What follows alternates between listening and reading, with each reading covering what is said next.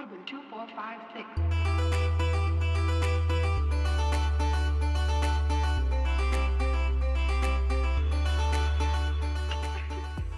Hello, everybody. My name is Eric, and you are listening to our brand new podcast, State of the Save, which I'm very excited about starting. I've been looking forward to doing something like this with my buddies here for a while.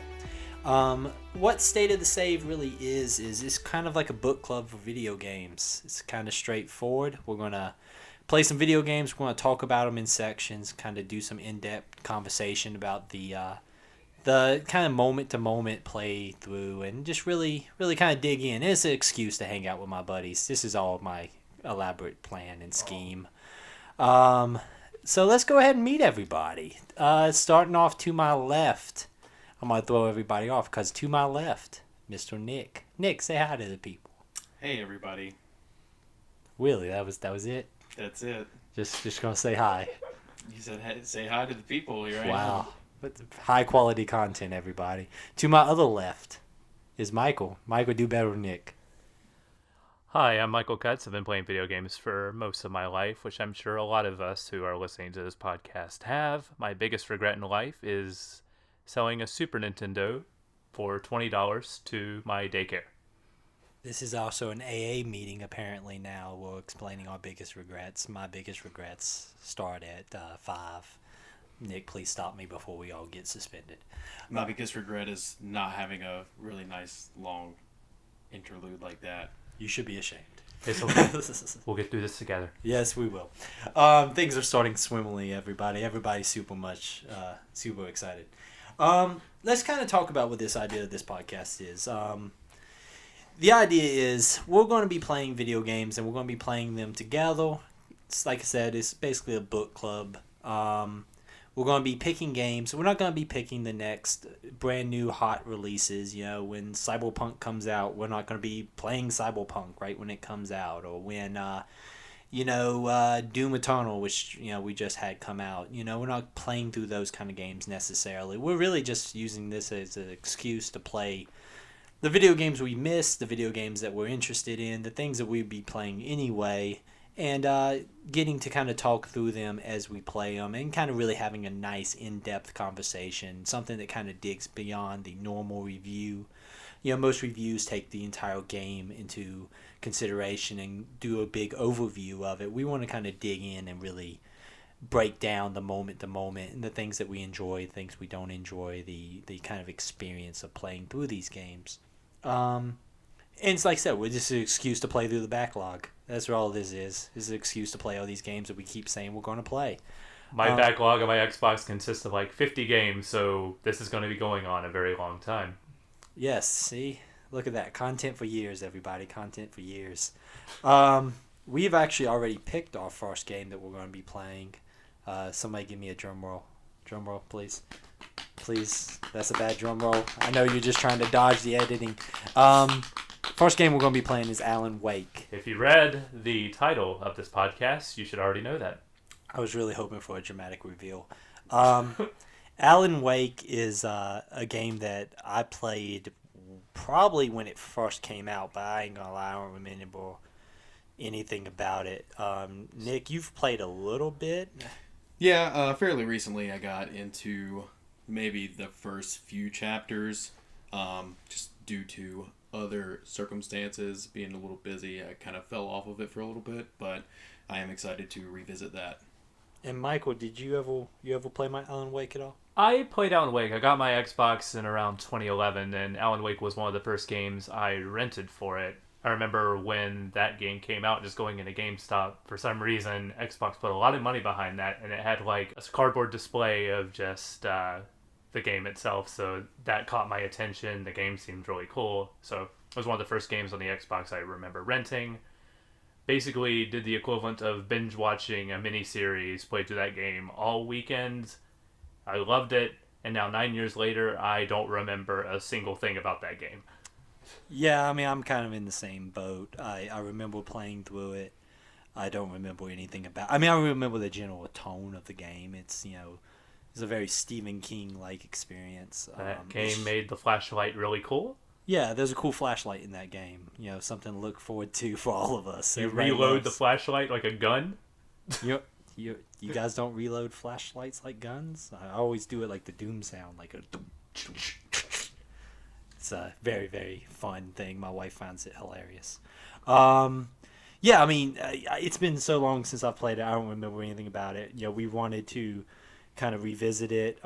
It's a great first game for this podcast because it's divided up into very clear chapter breaks. Also, it is the 10th year anniversary of Alan Wake, I believe. The day after we decided that Alan Wake would be our game, Remedy tweeted, "This is the 10th anniversary of Alan Wake. It's now on Game Pass, so not only is it more available, it's also the 10th anniversary of the game." Yeah, that's kind of worked out really good for really us. did. I mean, it's almost like, it just kind of fell in right into play. And also the cool thing is it was added to Xbox Game Pass right afterwards, so it's easy to find. It's easy to get your hands on. So, yeah, we also wanted to take that in consideration because we want a bunch of people playing along with us. We want as many people who want to join with us to join.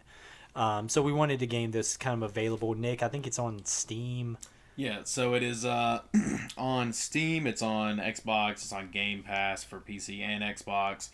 It's on the Epic Game Store and the Lawless Hellhole that is the Microsoft Store on PC. You know, yeah, that's why I don't get into PC gaming because I don't want to fight over stores. But so it's easily available. It's fairly cheap. I mean, it is backwards compatible on Xbox One. So I think it'll be a really fun game for us to all play together. Just kind of going around the room real quick so everybody kind of gets a vibe for what our video game playing habits are. Nick, what you been playing? Primarily sticking with Apex, Timeless Classic. Timeless Few Classic. matches in every That every one now and that again. 1 year old game. Yeah. But on top of that, I am slowly crawling through Link's Awakening on the Switch. Oh man, Throwback. doing the throwback, yeah. Yep. Question on Apex: have you played the new character Loba? I've not had a chance yet to play as her. I'm trying to grind through some credits to purchase her. She's been kind of what got me back into that game. That's a character that plays very differently than a lot of the other characters, and I've been kind of really. It's the first time I've been taking that game seriously in a while because of her, because of the ability to kind of disengage, run away, be a coward, things I'm very good at in video games, and then re-engage people. You can try to pick off a guy, run away, heal back up, pop back up, pick off another guy, and go back from the get-go. So it got me back into Apex, and it's a cool character. It's the first character in a while that I've actually enjoyed. I did not enjoy the past couple of characters. Yeah, no doubt. They're the more characters that they add, it almost gives it kind of like a character hero shooter type feel, where you're kind of like filling in utility spots wherever it more fits your play style. It makes it more of like an Overwatch kind of thing where you actually care about the characters you're picking. Because when that game came out, I don't remember caring at all about what characters I picked or anything like that. It was find a gun, shoot the people with the gun. That's the only thing that matters. Yeah, it was But kind of like a rule of cool type deal. yeah, who looked cool, who made me feel cool when I ran around. Now I think with characters kind of actually fulfilling roles, it actually matters a little bit more. And just not worth mentioning because it's a horrible video game that no one should ever play, but I play way too much of it. WWE 2K20. It is the bane of my existence. It is a terrible video game. No one should ever put money down on it, but I play it on a nightly basis. And we have talked to Eric about this, and we're looking for psychiatric help for him as soon as possible. Michael, Mr. Smart Butt over there. Yes. How about you tell me what you've been playing? I've been trying to make my Animal Crossing island 4 stars, which is a lot harder than you could possibly imagine, at least to me. I've thought I laid down enough paths. I built a movie theater on my island and everything, but that doesn't seem to help. I'm sitting at 3 stars. At least I got KK Slider. That's the important stuff right there. But other than that, I've just been working my way slowly through Yakuza 0 and Doom Eternal, and occasionally popping my head in the Super Nintendo classic offerings on Switch, including the Japanese version of Tetris Attack, which is a lot of fun, and Rygar, and one other game that I'm blanking on right now. I feel like my cool gamer points are like significantly lower than you guys because you guys are like, oh, I'm playing through Link's Awakening and I'm playing Tetris Attack and I'm over here being like, I'm suplexing people in WWE. I feel like my cool gamer points are really, really low right now. I need to run out and go buy like a crazy Japanese only exclusive game. Get a Switch. That really Join is us, just Eric. the answer. Just buy a Switch. Spend the money, buy a Switch. I will get a Switch eventually. Come to my island. I have oranges, peaches, and apples. I give no cares about your island. I care not for your island, sir. Let's get back to talking about this here Alan Wake game. What we're going to be doing is we're going to be doing basically a podcast every 2 weeks. We're shooting for a Wednesday release date. That's not set in stone. That's kind of something we would like to do, but Wednesday is kind of the goal.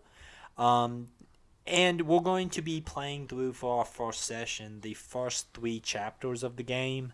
That is that's half the game. It's half the game's length. It should be completely doable. Like I said, we're going to be about 2 weeks is what we're going to be shooting for. A bi-weekly release schedule. That gives everybody time to play through the game. It gives us time to get our thoughts into order and be able to really dig into the game and really enjoy the conversation that we're going to be having about it. Also, life is busy. It's hard to find time sometimes, so we want to make sure that we complete everything and no one shows up being like, I played the first 5 minutes. It should be really fun. I'm looking forward to this a lot. Like I said, a lot of this is an excuse to hang out with my buddies here and us all have a good old time. Yeah. But it's also, I think, is good chance for everybody else to kind of hop in there and talk about the game among yourselves and revisit some games that that people might not play, people have missed, people have not played in a long time. It's so easy in this day and age of releases where, like Apex, where you can play it for a year and a half straight and constantly be playing that one game, to not have a chance to really, expand your horizons in video games. And obviously I need to do that so I can stop playing that WWE game. Yeah, I mean, how you guys feel? You guys excited? Pretty excited. Definitely looking forward to it.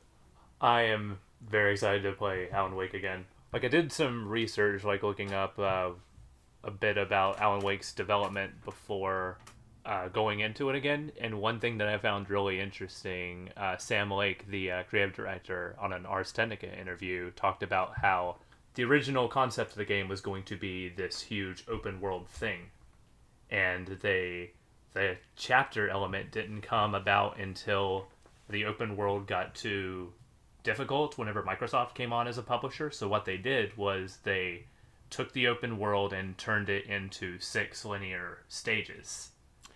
So, something that I remember a lot about that game is those chapter breaks, because at the time, and I'm sure somebody's gonna be able to pop out where this game did it, this game did it, this game did it, but I don't remember seeing like a very definitive chapter break. That's not like a level. We've had levels in video games for forever, but this was this is an end of this episode. It was like a Netflix style, end of episode cliffhanger. Come back next time, play this game, and we'll give you even. I believe there's even like as seen on Alan Wake, like chapter updates in that game. I want to say that's right. That game molded itself into, the one thing I do remember about this game is that it molded itself into that Stephen King miniseries Twin Peaks style aesthetic. Also, I know that there is live action for video episodes of a Twin Peaks like show in this game. That's the only thing I really remember. And I remember I was fairly young when I played this game, and I remember being extremely confused by them. Just the concept of why would I sit here and watch this weird Twilight Zone episode in the middle of this crisis that Alan Wake is dealing with. Definitely going to look out for that this time. Yeah, I don't know how long those are. I think they're pretty lengthy, so sit on back, grab yourself a popcorn and enjoy the weird not Twilight Zone. But what's some other stuff that Remedy's been doing? I know that they recently released Control. I don't really remember what else they've put out. They released Quantum Break like a year into the Xbox One's lifestyle. Oh yeah, that game does exist, don't it? I don't care about that game, Michael. Should I? Did you play it, or do you just not care to? Something about that game just makes me not care about it. Like I look at it, I see it's on Game Pass. No matter how bored I am, I just do not care about that game. Oh, I want to visit it at some point. Just there's like 100 games I would rather play before I go into Quantum Break. I definitely intend to check out a little bit about it. It just seems like, from what I've heard, not experienced. It takes parts of what makes this game interesting, which is like the chapters and the TV show aesthetic, and like really hits you over the head with like, no, this is a TV show inside of a TV show inside of a game. Yeah, it's almost the idea of like that's the part that they took from Alan Wake, and they're like, that's the part that people care about. Like, I think they did care about the gameplay, they cared about that game, and instead they're like, let's really make this into that TV show aesthetic. And also that guy who plays the main character plays a hobbit in Lord of the Rings. I can't take Isn't that. he also Iceman? Yeah, but we don't talk about those movies, Michael. Like, yeah, Someone's got to remember them. You so go that ahead. We don't make the same mistakes again. So we never again will we make Iceman such a lame guy. He was good in Lord of the Rings. I mean, I like that. I like him in that particular scenario. Never again in anything else. That's harsh. I don't even remember that man's name. I feel bad for that. Somewhere out there, I hope this comes across his desk, and he's just like, man, people still talking junk about me being a hobbit. Anything else, like little fun facts about Remedy while we're going down that rabbit hole? The only games they made before Alan Wake were Death Rally on MS-DOS. It became freeware in 2009. It's essentially a top-down racing combat game. Kind of like Twisted Metal before there was Twisted Metal. Not really a Twisted Metal, more like if you ever played Combat Cars for the Sega Genesis, something along those lines. Something like Badlands for the arcade.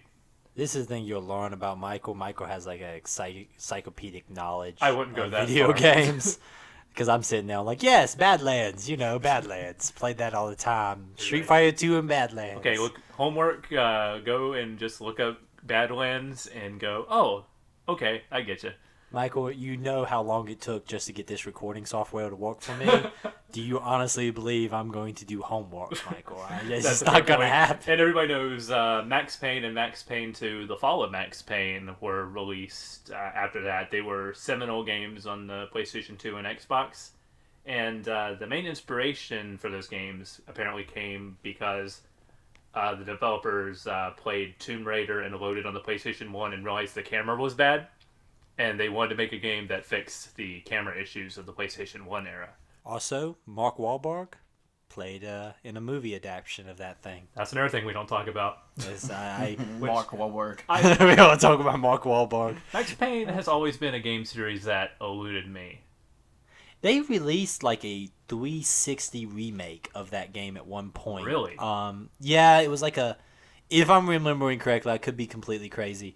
It was like a gritty reboot, like, Max is down on his luck again. Oh, Max Payne 3, I think I know what you're talking about. They made Yeah. a third game that was like completely different, like Rockstar, I think, did that. I want to say that game, I also played that game. But that's like in the realm of like the Kana Lynch's of the world, where like I see like a box art of that game. I'm like, yeah, I remember that. I don't remember anything that happens in that video game. I remember the Game Informer article on that game better than I actually remember playing that game. I can tell you everything that happens in 50 Cent Blood on the Sand, but I cannot tell you anything about that Max Payne game. Is that all you got? That. I mean, that was very detailed. I appreciate that, actually. That's pretty much it. And that's something we're going to try to do with these games. We're going to try to kind of lay the groundwork, because we do want to look at this in a little bit of a more academic as we're going to get, let's be honest with ourselves, philosophy on things. And I think that it'll be pretty cool to play through this. I'm looking forward to it. I did not play Control yet. I know Michael's played Control. I know me and Nick both want to play Control.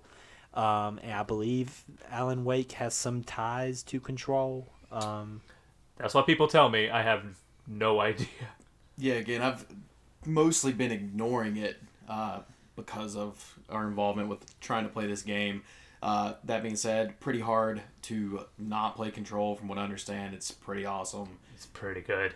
And then Pretty good. I think I've heard that the newest DLC kind of like extrapolates any kind of ties to Alan Wake. Well, Xbox doesn't get that for months, so you have a little bit if you want to jump in on that. Does PC already have the new DLC? I have no idea. Yeah, I think that's a I'm not sure at PlayStation all. exclusive thing. Oh, it's the PlayStation people. Once again, the PlayStation people. We finally got Yakuza, so take that, Sony. Haha. Look at us. We got Gears of War Tactics too. Hey, don't diss that game. That looks pretty cool. Is that even on the Xbox? No, it's not. It's still sitting on the PC Game Pass. I don't know why. We don't even have access to our own exclusives. Even our exclusives are timed exclusives somewhere else. Yeah, it's hard. It's hard now to be an Xbox guy. You could just get a PC. It's out there. I could just get a Lamborghini also. I mean, so yeah, there you go. Here are my podcasting money. Gonna buy myself a Lamborghini and a PC. Yeah, but once again, kind of closing down here. This is a fairly short episode. Our regular episodes we're gonna be shooting for an hour at most. You're not gonna try to take up your entire day in life. Maybe something just fun to listen to on your commute home, or while you're cleaning the house, or whatever things you do. I'm not judging you for when you listen to podcasts. In closing, about 2 weeks from now, hopefully on Wednesday, we'll be putting up the first episode of our Alan Wake State of the Save podcast. When this goes up, it's going to be going up on iTunes, Spotify, wherever you listen to podcasts. I'm sure we'll press it on a 7-inch or something like that. Please, we're going to go ahead and start shilling. Please, 5-star ratings, reviews, say things in the comments, I will go ahead and say this. If you give us a 5-star review, I will read the review on the podcast. Yeah, thank you guys for listening. I hope everybody has a great couple weeks. I hope everybody joins in with playing Alan Wake. Plenty of places to play it, as Nick was showing, and we'll put down in the comments what places you can buy we can get the game. And yeah, thank you guys for popping on and listening to this here podcast. I hope everybody has a great couple of weeks.